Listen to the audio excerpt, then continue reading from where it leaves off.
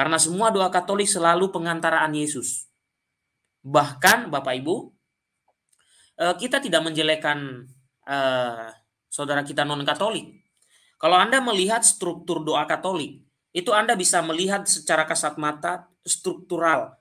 Dalam arti teologinya itu triniter atau menunjukkan doa yang mencerminkan Tritunggal, ya, sehingga tertata dengan rapi. Ini sebenarnya khusus orang yang bagian teologi ini, tapi hanya sedikit saya perjelas saja. Sehingga kalau Anda membaca doa Katolik, Anda tidak menemukan di sana bahwa ada pengantaraan Bunda Maria, tidak ada, ya. Mungkin saya coba tunjukkan ya doa-doa Katolik sedikit ya, supaya menjadi jelas bagi kita ya, apa yang saya maksud ya. Oke, sebentar saya akan tunjukkan beberapa kumpulan doa-doa Katolik ya, yang yang sering kita lakukan setiap hari. Tapi kita tidak sadar bahwa sebenarnya di dalam doa-doa itu juga sudah memperjelas keimanan.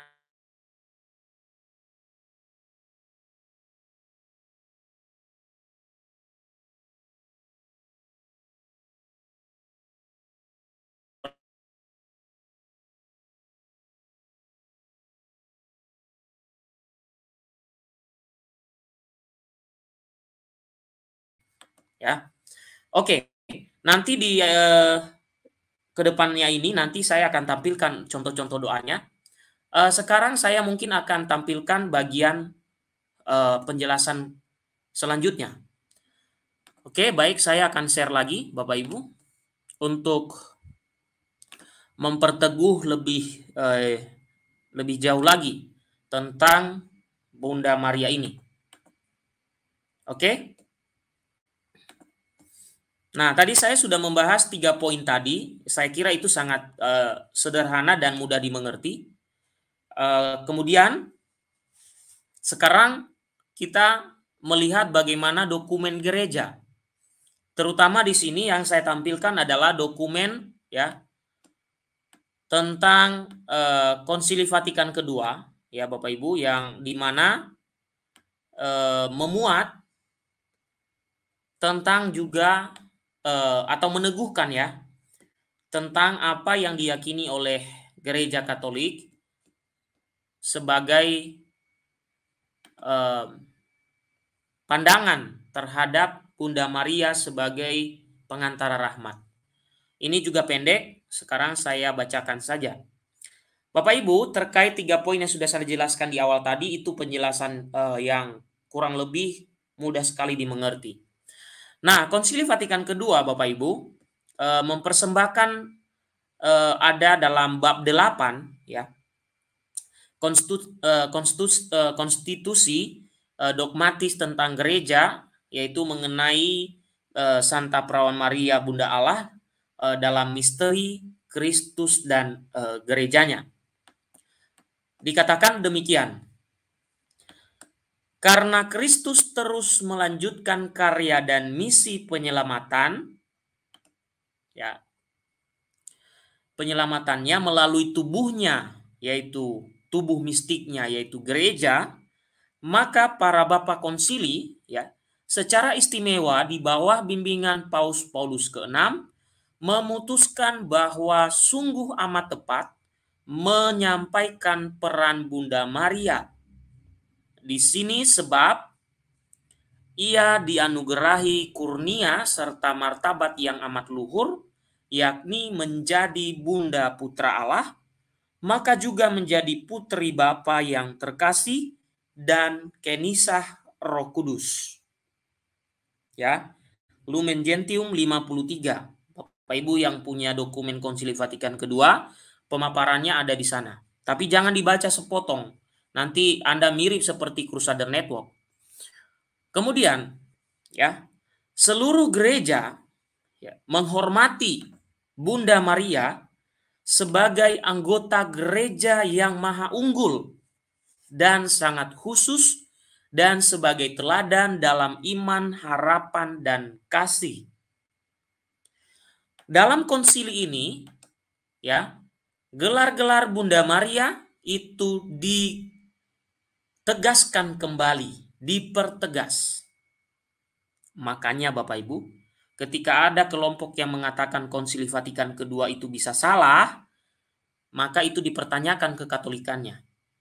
Karena itu artinya dia menolak terkait ajaran yang berhubungan dengan Bunda Maria.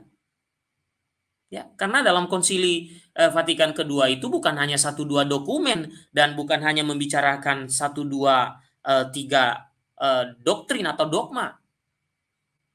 Terutama dogma di sini. Banyak hal yang dipertegas. Jadi ketika ada orang yang menolak Konsili Vatikan kedua, ya, saya sendiri menganggapnya itulah pemberontak terhadap magisterium gereja. Ya. Oke.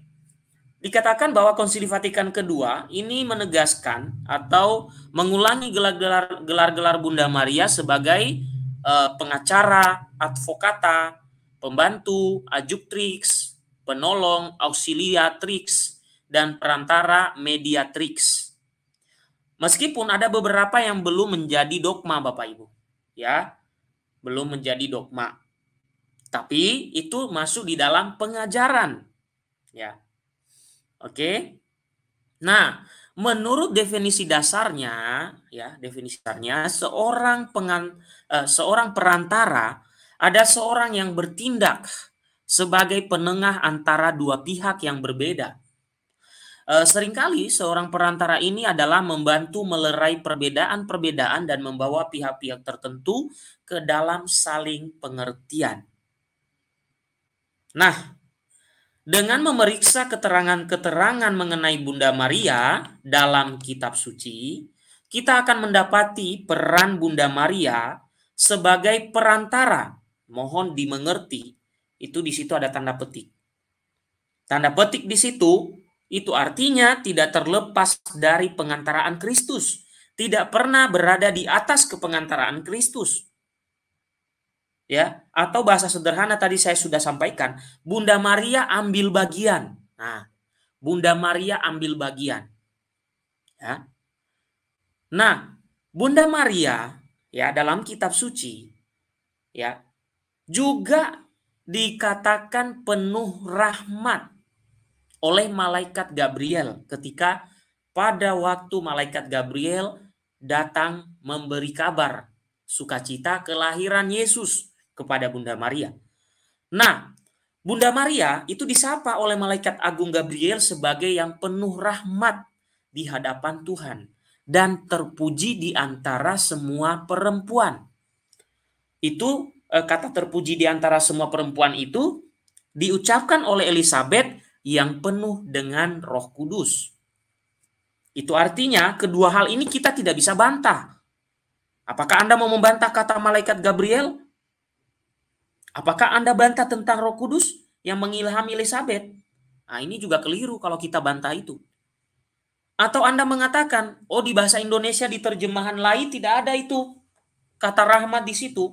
Baiklah, saya pakai kata-kata yang ada di lain, yaitu penuh salam hai engkau yang dikaruniai, Tuhan menyertai engkau. Itu kata-kata terjemahan dari Lembaga Alkitab Indonesia. Tapi coba Anda perhatikan di situ kata-katanya, ya. Mungkin saya agak membuka sedikit kitab suci ya. Lukas 1 ayat 28 ya. Mari kita lihat. Ini sering terabaikan bagi saudara-saudaraku juga ya, yang di luar Katolik terutama, untuk pembahasan terkait Bunda Maria itu, walaupun di dalam kitab suci ada, itu sering terabaikan. Oke, mari kita lihat. Saya kurang tahu apakah karena begitu alergi dengan Bunda Maria atau memang tidak terlalu penting atau gimana. Kita bisa melihat misalnya Bapak Ibu ya, Lukas 1 ayat 28 itu dikatakan begini. Ya, ini kan terjemahan lain. Tapi kalau Anda baca terjemahan bahasa Inggris ataupun dari bahasa lain itu full of grace ya. Full of grace berarti bahasa Indonesianya yang tepat penuh rahmat ya. Nah, di lain ini diterjemahkan dengan kata-kata Ketika malaikat itu, ya Lukas 1 ayat 28, ketika malaikat itu masuk ke rumah Maria, ia berkata, "Salam hai engkau yang dikaruniai, Tuhan menyertai engkau." Sekarang saya baca dari versi The Gideon International, ya, bagian ayat tadi. Di sini ya, dia memakai kata highly, ya, highly favorite one, ya Bapak Ibu ya. Oke, dia menggunakan kata highly. Oke, Bapak Ibu coba nanti dicari kata highly, ya. Maksudnya di sini kalau bahasa sederhana tinggi, ya, rahmat yang tinggi atau penuh, ya. Dia tidak pakai full of grace, ya. Full of grace itu biasanya terjemahan dari King James Version atau beberapa terjemahan yang lain. Tapi di Gideon International terjemahan bahasa Inggrisnya memakai highly favorite one. Oke. Favorite one, ya. Jadi, and having come in, the angel said to her, "Rejoice, highly favorite one. The Lord is with you. Blessed are you among women." Ya. Itu dari terjemahan The Gideon International. Ya. Bahkan di sini Bapak Ibu, saya sebenarnya menemukan kata-kata yang blessed are you among women itu adanya sebenarnya di ayat 43, ya. Ayat 42, ya. Tapi di terjemahan The Gideon Bapak Ibu itu justru di bagian the Lord is with you, lalu dia kasih titik satu, lalu koma, lalu dia di depan itu ada kata blessed are you among women. Itu mirip dengan kata-kata yang ada di terjemah di ayat 42.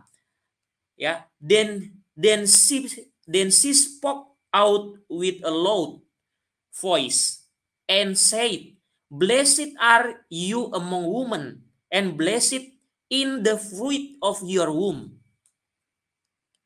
Di sini juga saya sebenarnya sedang bertanya-tanya, kenapa terjemahan The Gideon International itu kalau kita baca tadi Bapak Ibu, ayat 28 itu hanya sampai di Tuhan menyertai engkau, Lord is with you. Tapi di terjemahan mereka, Lord is with you, ada titik dua, lalu ada koma, blessed are you among women. Padahal The Gideon International ini milik teman-teman kita, saudara kita Protestan loh Bapak Ibu. Tapi kok bisa ada kata di depan ini? Bukan saya katakan ini ditambah Bapak Ibu ya, tapi mungkin ini mereka memakai kodeks, ya, kodeks atau rujukan dari teks-teks yang lain dengan apa yang dipakai oleh lai, ya. Itu ya. Oke, itu tidak menjadi masalah. Tapi yang saya sorot di sini adalah full of grace. Nah, kalau orang Katolik mengatakan Bunda Maria pengantara segala rahmat, itu tidak ada yang bertentangan. Karena malaikat Tuhan mengatakan kepada Bunda Maria penuh rahmat. Penuh rahmat, full of grace, atau highly, ya tadi highly favorite one. Itu yang dipakai oleh The Gideon International. Yang kita pakai dalam doa Salam Maria, full of grace.